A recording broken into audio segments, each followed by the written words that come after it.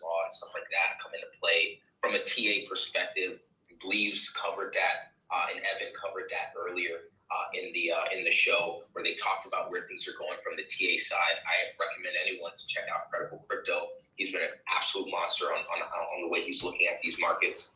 And then you look at supply and demand. Like 76% of Bitcoin hasn't moved in over a year. A lot of it is controlled in the hands of long-term holders. So if you have, the likes of BlackRock and others who are starting to buy Bitcoin because they're preparing for an ETF, I think there's just less and less room or less and less reasons to look for to say, I think Bitcoin is going down. In fact, when we look at these things and we see them, combining the fact that crypto and degens within it are forward-looking, the most forward-looking people around, you'll begin to see people will probably start to price in all of these things. And I think as the Fed continues on and they can kind of use their kind of word mumbo jumbo to kind of finesse their way through for now, but eventually it become evident that, hey, like, we're going to have to print and it's going to be pretty obvious. And all of that forward-looking nature within crypto will see that, and degens will flood.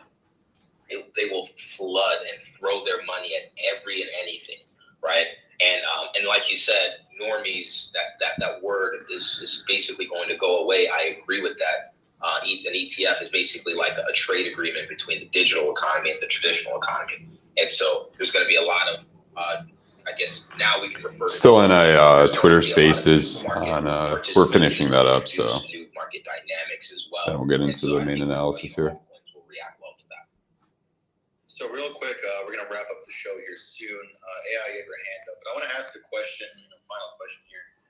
Everyone here seems more bullish than bearish, and I want to just make a bear case here and see what you guys think and how you could disagree with that argument potentially. So, we have people talked about BTC's behavior near the halving, right? You see a pre-halving rally, people try to front run, which causes the price to pump before they treat it as a sell the news event, and we see a dip afterwards or during. But if you look at the data, you kind of see the rally we're having is a bit too early to be related to the halving, and many people are attributing it to the ETF, right? So let's say, sure, it's looking bad for the SEC and for Gensler. They look like they have to approve the ETF, but nobody can force them. There's no court order that forces them to do it. It'll look really bad if they don't approve it, but there's no 100% guarantee. So bearish case is, okay, they delay the third deadline, and we don't see the ETF until the fourth deadline in March of 2024. Do you think that could potentially cause any problems for Bitcoin? And do you think there's any bear case, even if it's not the one I mentioned, some bear case that you might be worried about, or are you guys fully gung-ho on the bullish case? AI, you had your hand up first, but let's move on then. Add it to Adam and then Joe. I just want to briefly address one thing. As far as the FOMC and interest rates, I would not stand there with a degree of certainty that they will not raise it again. And hear me out on this. If you guys have ever seen movies from the 50s or looked into history in the 50s, right, one of the things that was kind of trending at that time was this thing called war bonds, all right? When the U.S. government needs to raise capital to fund a war, they issue bonds, and they issue very juicy bonds because they need that capital, and the people have the backing of the U.S. government and the confidence to know that they'll be repaid if they invest. You bet your bottom dollar, if things continue to progress around the world as they're going to right now, you're going to see those types of bonds hit the market, and at which point, yes, it's going to be a moot point what the FOMC decides or not, because when you have those nice tantalizing returns with a steady interest rate and basically risk-free, you're not going to look the other way. So that's, I think, one thing to look out for. And again, unfortunately, if that does happen, we're going to have a lot more bigger problems than just ETFs, but I wouldn't rule it out entirely. As far as your bearish argument of if the ETF doesn't get approved, in my opinion, Paul, I think you're hitting the nail on the head. I don't necessarily think that just because they're pressuring Gary or whatever, he's going to, steer the ship the other way. I think the only way that this is going to happen is when he's out, and that could probably most likely be after the next election. I don't even think in March it's going to happen, honestly. I think this is all speculation until otherwise. What, the QSIP number leaks, so that means that it's approved? Like, no, they can be doing everything that they want, but ultimately, if he set his mind, either they're going to have to oust him, or the next guy that comes in is putting someone else in charge. Either way, if you're, betting, if you're putting all your eggs in one basket, which is the ETF basket, well, that's the opposite of diversification, right? And at that point, is it really about being a front runner or being a speculator? Because there's a very fine line between the two. And the only thing that decides if you were an early adopter or a speculator is if you get the returns that you wanted, honestly. History is the ultimate decider. That's it for me. Hey, Paul, can I jump in? Yeah, go ahead. We'll go to Beliefs. You haven't said anything in a while. We'll go to Adam. So I just wanted to point out that, we're looking at some real, what's the bearish case or what's the bear case on Bitcoin? There's, obviously there's the threat of war that I think is kind of in people's mind, but why don't we take it a step further? We watched Evergrande start to collapse, and we saw that happen about, I want to say, a little over a year ago as it started, and the Chinese government stepped in to help them, and the Chinese government is not helping, but one of the underlying currents of real problems that the U.S. economy could be looking at and could be seeing is the largest asset manager is Blackstone, I want to say. Hundreds and hundreds of billions of dollars in properties in the Blackstone Group, and I think there's another one called Brookfield or Brookgate, something like that. If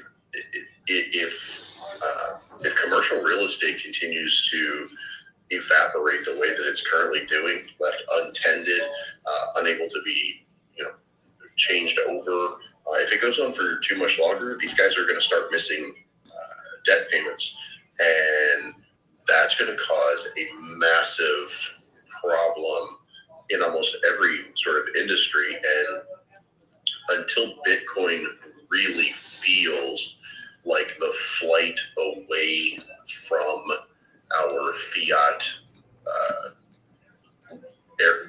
it's not the flight yet. It's getting there. We're starting to see it. More and more people are talking about it, but it just isn't there yet. So if Blackstone out of nowhere collapsed, and of course we didn't think Lehman or any of these other companies that collapsed were going to, but if Blackstone or Brookfield or one of these giant commercial property managers goes belly up and leaves a bunch of debt on the table, then we could see a massive dump on Bitcoin, because those guys, that's gonna shake the very foundations of this market. So I would be leery of that in particular as probably the single biggest thing that I would be scared of, other than the threat of nuclear annihilation. What about the threat of no ETF approval? Are you 100% guaranteed that that's going to happen? Oh, 100% guaranteed it's going to happen. The best they can do is slow walk it. And I think I said this before, Paul, the last time I was on here. My vision of the future is I think Binance is dead in the water. I think Kraken, Gate, I think they're all pretty much dead in the water in the United States. I think what you're going to see is everybody already has an app on their phone. And I think that what we will see is a very quick merging of Bank of America. You want to buy crypto, you're going to buy it from Bank of America on your Bank of America app. You're going to buy it from your Chase app. You're going to buy it from your phone on an app, and that app is not going to be anything but maybe Coinbase. I think Coinbase would lean into becoming a bank, and they have enough, clout in this space in the United States that they might be able to turn themselves into something resembling a bank. But I think that we're going to be buying cryptos from banks in a centralized fashion, and that might be the only other piece. But I think it would get slow walked to that point. But I think they're all moving fast too. So that's just my vision of what's probably going to unfortunately happen to crypto. Got it, and I kind of agree with you on that point as well. Let's go to Adam, Chill, and Evan, and close out the show. Yeah, I completely agree with him as well with that. I feel like, I think that possibly, I've seen a lot of things saying that Tether like holds a lot of U.S. bonds or whatever. So I don't know if they would necessarily try to attack Tether or try to align with them, but I feel like they're definitely gonna try to go after CZ with criminal charges one last time, and cause a little bit of FUD with that. But I don't really think it's gonna affect anything except people from the United States. And I also agree with that. They're trying to, before they really release everything, they're gonna try to, get people like more into the centralized fashion where they're gonna buy it from banks. They're not gonna maybe even not be able to take it off of the exchange anymore eventually.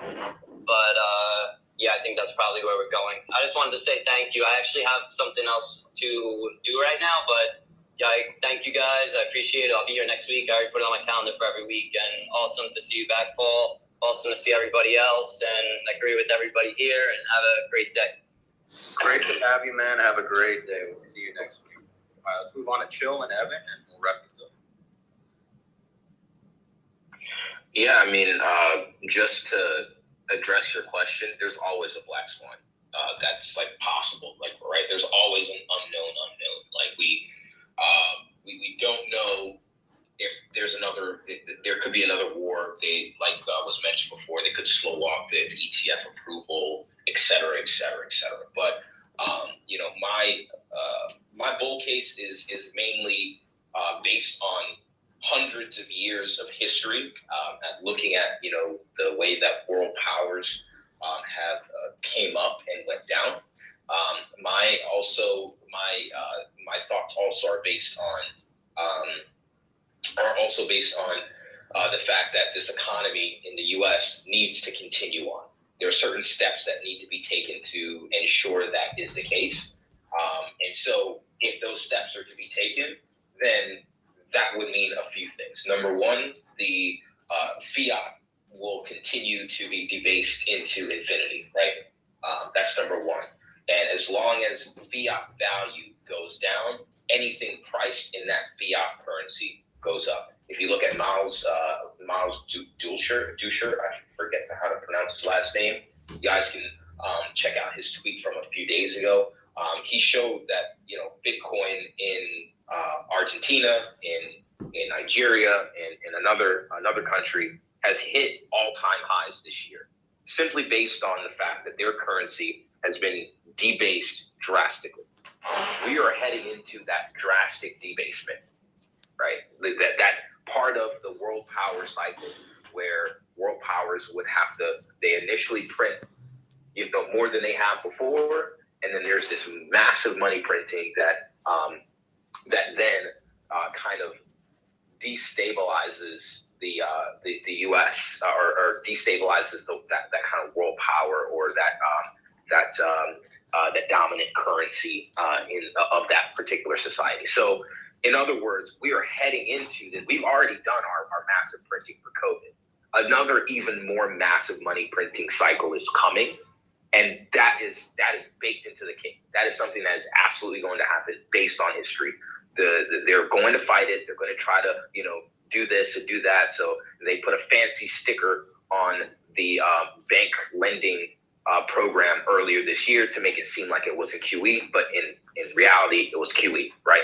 There are other factors and other things at play in the economy that are way outside of their control, and they're going to have to print money to keep that house of cards standing. That is just an absolute fact. And so moving forward, I know I have the ridiculous all-time high in 2023, but realistically, whether it happens in 2023, pre-halving 2024, later on in 2024, either way, it's coming. Why? Because debt in the U.S. needs to be paid. Not only that it needs to be paid, but it needs to be rolled over. In other words, they're not going to actually pay. They're going to print the whole thing and put it and roll it over. And so they're not really paying. They're really just printing money, and that's going to continue on and on. And that's exactly why our currency is down over 90% in the last 100 years. That's why we lose value. And as long as that trend stays consistent, then that means fixed supply assets like Bitcoin and cryptocurrency will continue to appreciate in value. And so right before this massive devaluation where who knows, maybe we go from 98% down to 99% down on the US dollar. Who knows how much this debasement will push us down on that scale, but either way it's coming, and that's going to mean number go up for crypto. Like there's no really way around it, whether you get an ETF or not or whatever. Banks are under pressure, households are under pressure. We're going into an election year where everyone feels like they're strapped for cash and can't do anything. And so typically in election years, you get a lot of liquidity, you get a lot of QE, and then you get after they print that debt, they need to monetize it. And so they need to lower interest rates in order to stimulate the borrowing of money in the economy, which would then help liquidity to flow throughout the system. And that's where you get crypto pumping, number go up, my meme coin values go up. So in other words, it's inevitable, it's coming based on hundreds of years of history, based on the last 100 years and how the Fed has behaved over that time frame. And so all I can encourage anyone in the audience to do is just to get yourself positioned and prepared in the best way that is personal, that aligns with your personal goals. Very solid macro argument there, Chill. And it completely disregards ETF approval. If it happens or doesn't matter. In that case, you make a very strong argument for it. And, even before and a few months ago when you came on the show and you had a very bullish scenario, you're, so far being proven right. So love to hear what you have to say. Evan, if you want to close us out, and then we'll wrap up the show. Yeah. I mean, I'll be brief here. I don't think there's too much of a real bearish case. I think everybody went over the main bearish cases. I mean, maybe a bad recession if you see unemployment just start spiking like crazy. A lot of people would probably be forced to sell, which probably would bring Bitcoin down a little bit. Maybe some AI scare with a lot of AI taking jobs. That's not looking too likely. Also, crazy government regulation, maybe the U.S. trying to ban Bitcoin, things like that. That would almost be a black swan because we know, the likelihood of that is just so low. So I think in all likelihood, I mean, our biggest fear is probably a repeat of what we saw in March of 2020, some type of black swan bringing us back down. But even if we do come back down, I mean, I'm not really seeing too much worse than 18K, low 20s again. So, I mean, I think in the grand scheme of things, we're going to be all right unless, I'm trying to think of some reason for things to get really, really bad. But everything, it seems like fingers crossed, but it seems like the stars are really starting to align here. And this is the most excited I've been about crypto in general in a while. So, yeah. Oh, wow. Well said. I also really want to quickly mention, we have sushi up about 35%, Solana up 15%. Bitcoin coming off those lows from earlier today from the volatile move. But no, I'd love to hear your guys' thoughts. Thank you so much for coming on the show. Everybody, please give these guys a follow. They provide fantastic content. They go more in depth in their posts as well. So very, very highly recommended to follow them and follow their content. Thank you guys for tuning in, and we'll hope to see everybody next week. It was a pleasure having the gang all back together.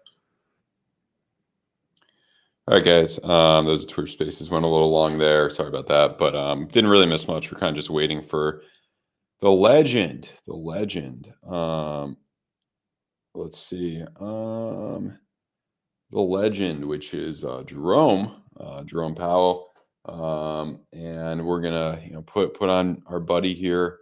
We're not gonna put on Tommy today. We're putting on Jerome. And we got to find. On YouTube. What's going on here? Powell.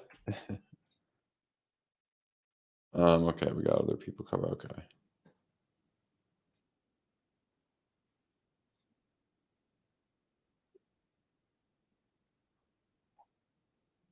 Now, I don't know if we could necessarily get the audio the right way because I'm streaming a little bit of a different way because I wanted to be able to plan this stream. Video div, yeah, a lot of stuff has that. Let's take a look at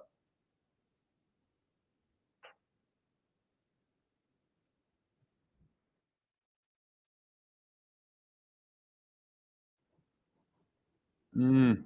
Yeah, looking pretty good. Daily too, man. Looking pretty good. Confirms an hour. Jim Cramer loves NVIDIA. Yeah, you might come up. S&P 500 as well.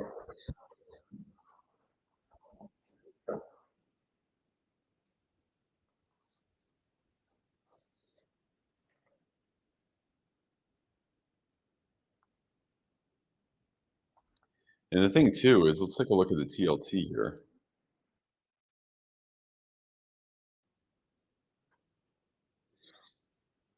Well, it's starting to look a little bit better.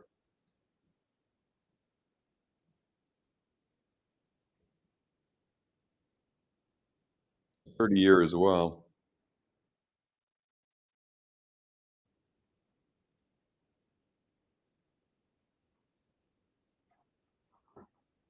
PayPal doing? This is like the biggest bleeder. Big bull div on the monthly pretty soon, maybe. This one's been dumping. This one's really been.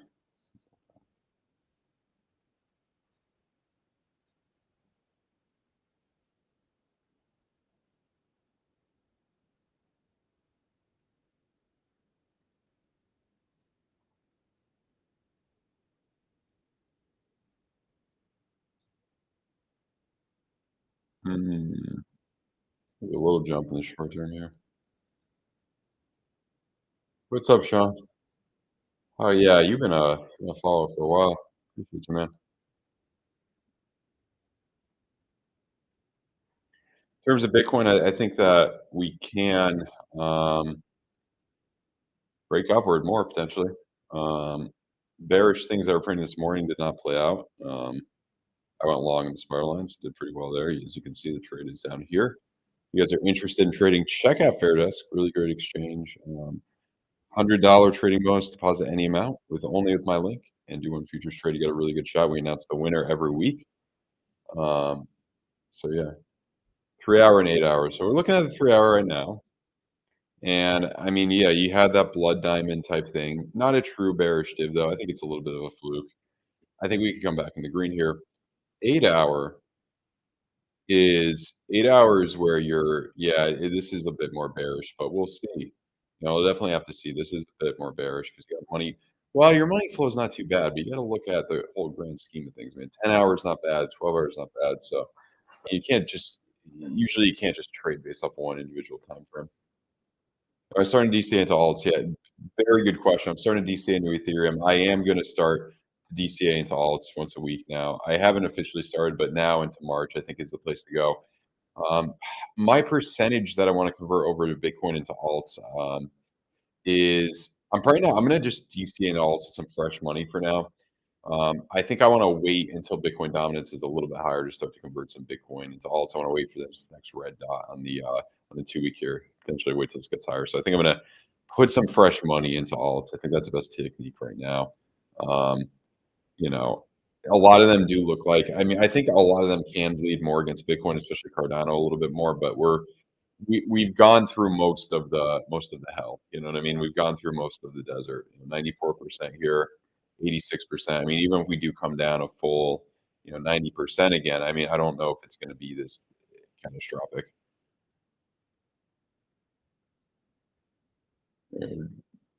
She's going. She's going. Now we got this area too. So this is a scalp trader's dream. If we are to, kind of come up here and then get maybe a bear div or something and bring us back down. I think I might close out this trade at this point.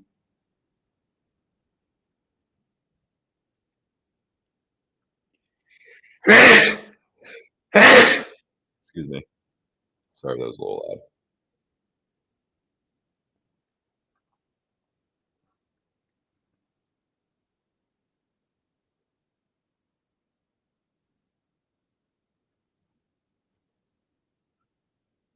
So 80%. Yeah, I think they're probably done raising rates. We'll see though.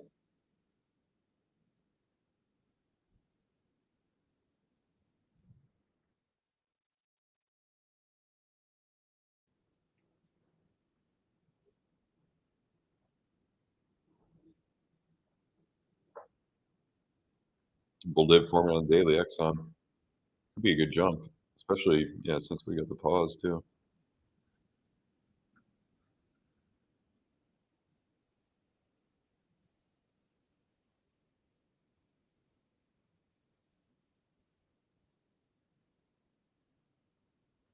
Not bad risk reward ratio right there. Actually, a really good one. What's that move? Ooh, 10%. Volatile little guy.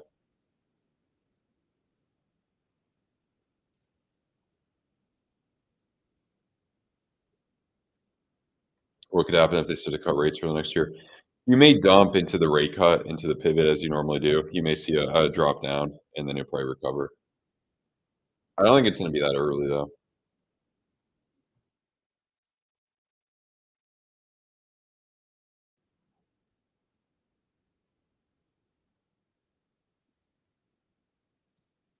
We're driving the Sol pump right now. I mean, a lot of people are into Sol. It's a big influencer token. Geez, you could get up to 54 or something here, potentially. This is wild. Mm.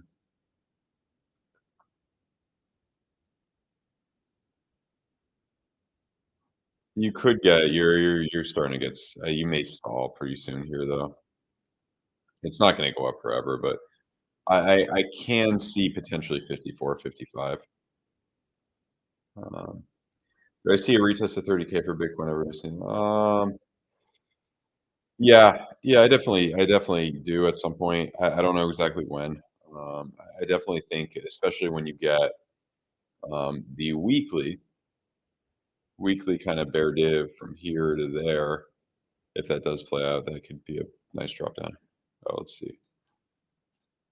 Are you guys able to hear him?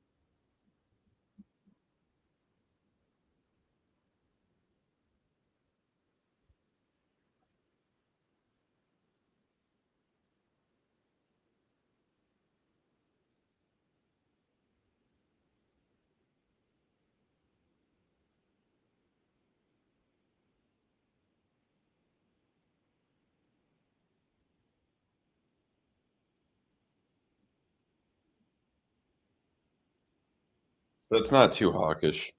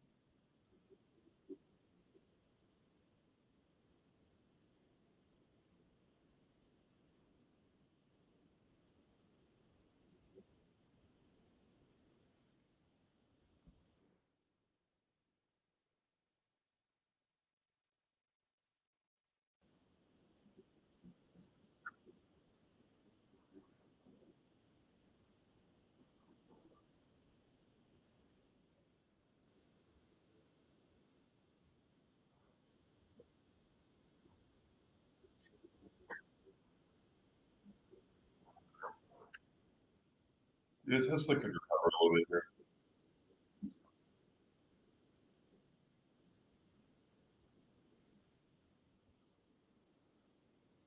Looks pretty good.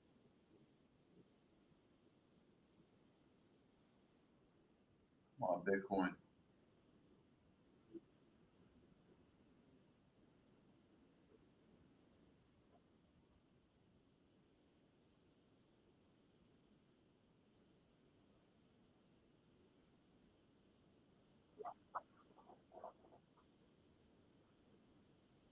That's short.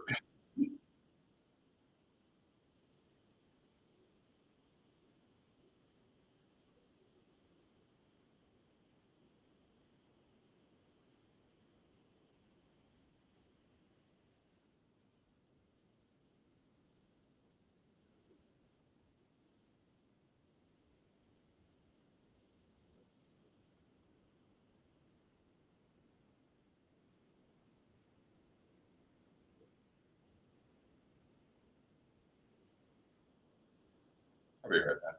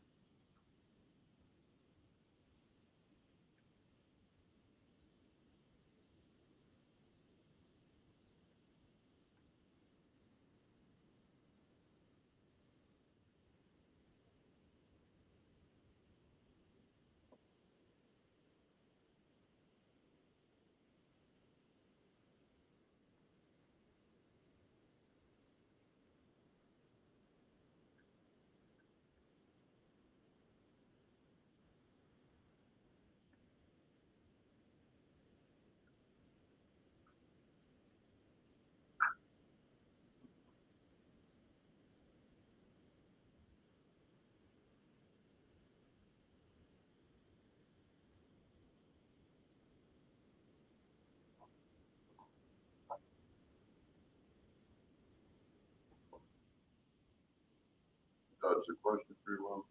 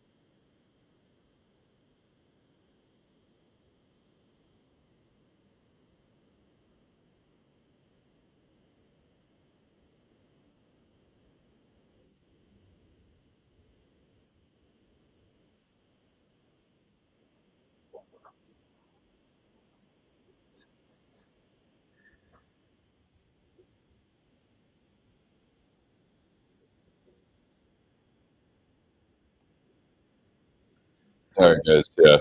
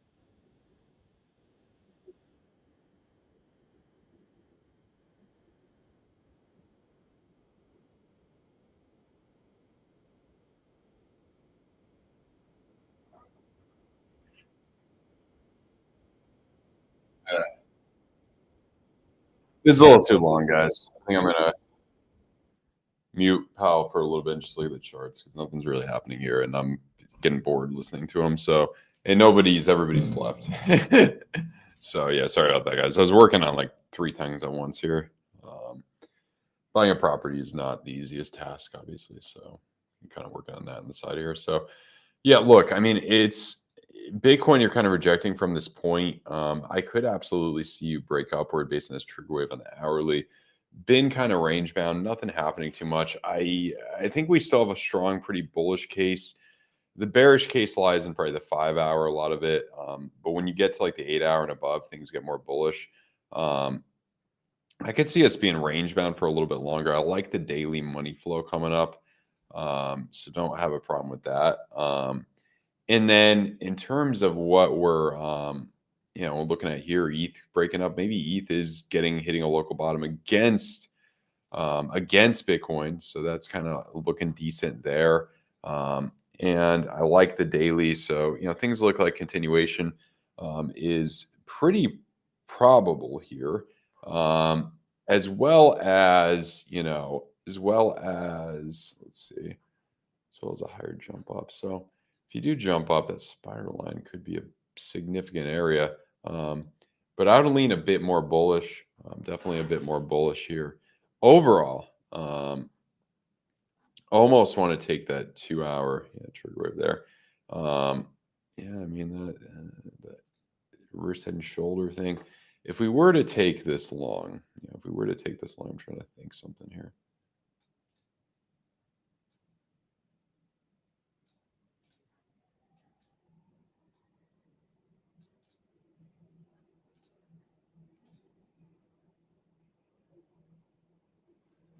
To that place right there. Yeah, around that. I mean, you could try to bring this up a little bit if we want to have a little bit of fun with this, which I kind of do. I had a long setup in the Discord. I took the Bitcoin one, but yeah. By calls and ETH, okay. That could work, or you could just use a little bit of leverage. Even from like this pattern, if you break up, yeah, that area. Who wants me to take this trade? I kind of want to take. Let's put a little bit in here. Nothing crazy. This is a little bit risky. It might not work the best, kind of. I mean,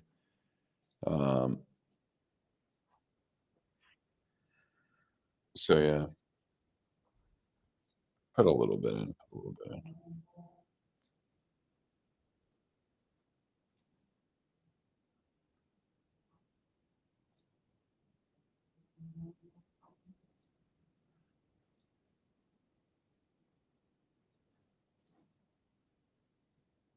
$18.04.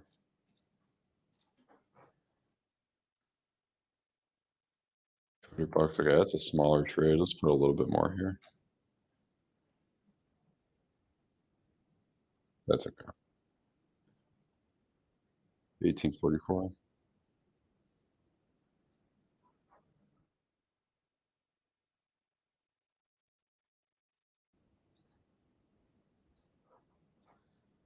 See if this works out.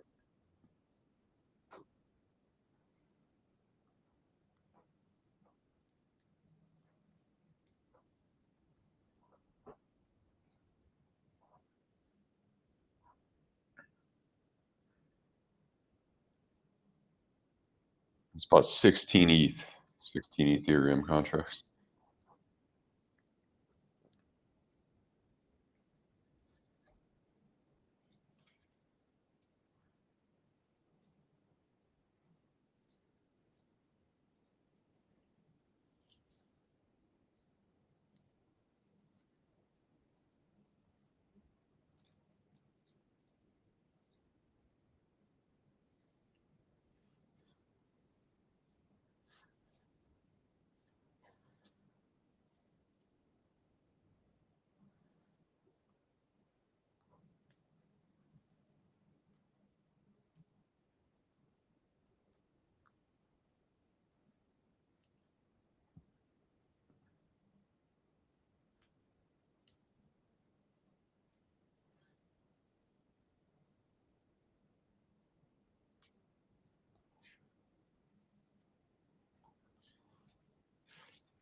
Hmm.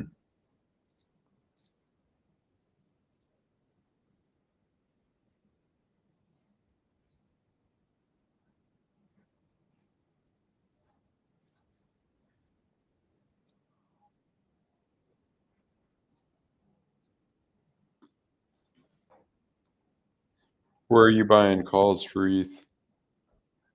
What broker? What exchange?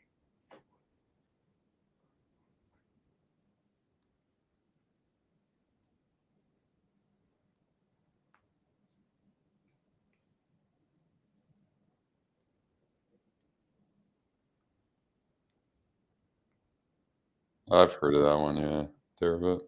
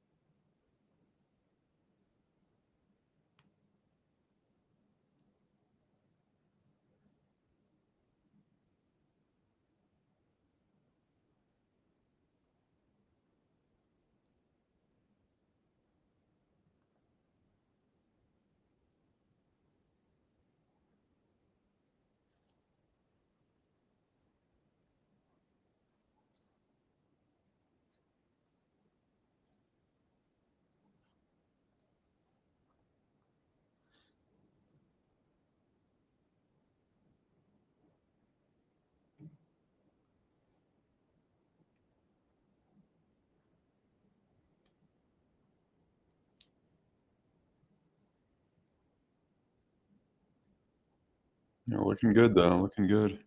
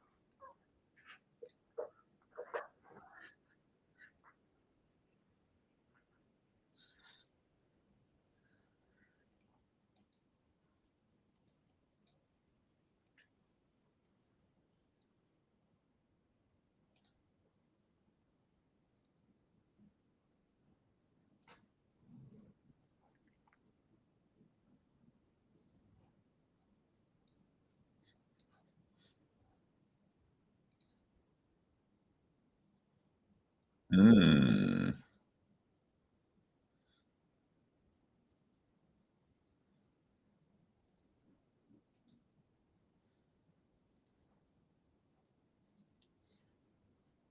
Hmm.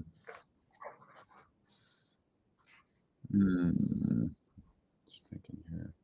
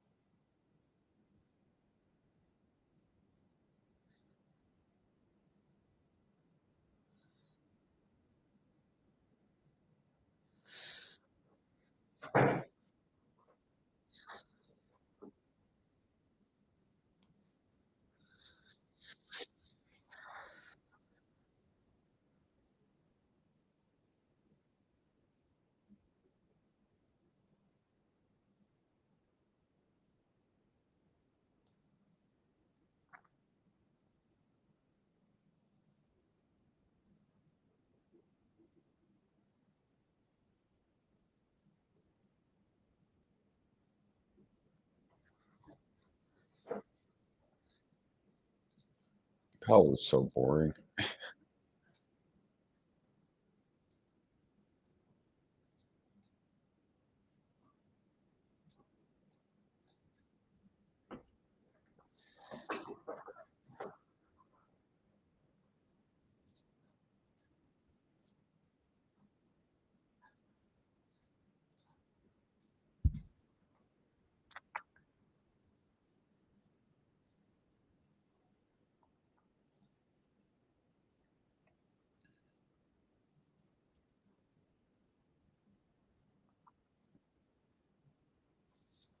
Mm.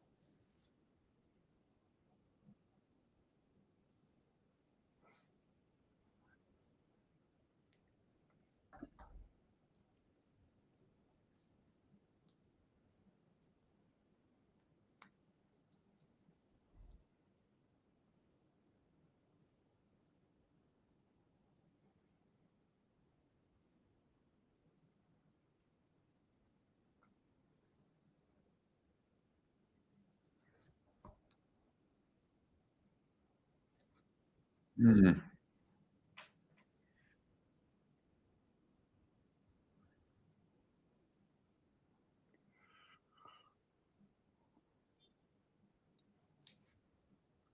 I don't know here. A little conflicting. This might not turn out too well. I like the trigger wave though. My stop loss probably should be a bit lower though. But we'll see what happens. Um, we may get actually probably not. I was gonna say a hidden bullish div there. Um, hmm. I'd have to learn options more.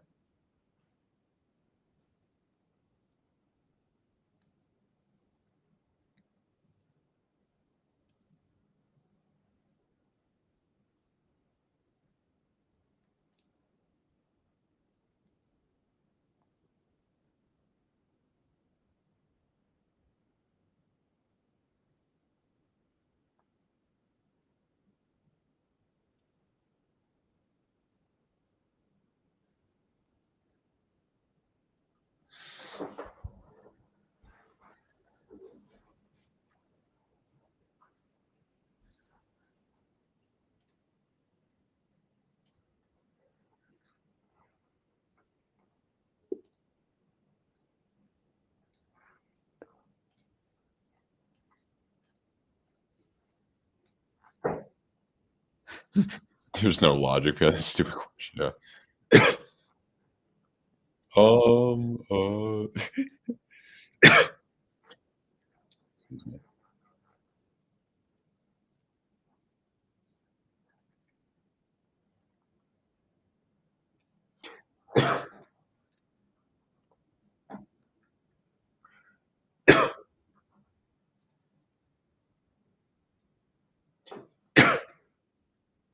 So,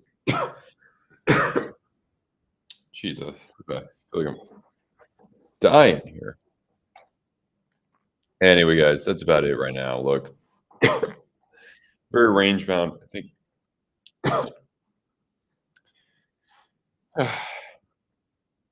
very range bound. I think we will eventually break upward. I think I'm gonna wrap up the stream and do a video later. I gotta, excuse me, I gotta eat something. I'm hungry for lunch now. So hopefully, come up some more. I think this E trade will fight back a little bit potentially. I think the 2-hour may play out. If it does confirm in 40 minutes. That's what we have right there. Take a quick look at the 90-minute. Same thing. 10 minutes to confirm. So we'll see what happens here. He hasn't said anything too bad. Bitcoin would be more in the bear camp, I think, based on this guy on your 5-minute. But I do think ETH could start to outperform Bitcoin a little bit. But trigger wave in the hourly, there are some good things here. Money flow is still coming up, which is good for continuation. I could see some more sideways, and then breaking upward. We're in one of those rare times where it's bullish, very bullish. And yeah, I'll make a video later for you guys. I got to do some other analysis and some other stuff. Sorry if this stream is pretty boring. I couldn't get the audio to go through. Unfortunately, the way I was streaming it through Restream, she got OBS to work, but yeah, that's that. Oh well. And yeah, really appreciate you guys. I hope you guys have a great rest of your day. Check out the Aldo Empire VIP Discord. And yeah, check out the Discord. We do a lot of live chats in there and stuff. A lot of trade setups. We had the long setup this morning that did fantastic. Right off the spiral line. Great entry right there. So check that out. If you want to trade, FAIRDESK is great as well. MEXC, great as well. We're doing the trading competition with MEXC, the Halloween competition, holiday competition. So check it out. Really appreciate you guys. Have a good one.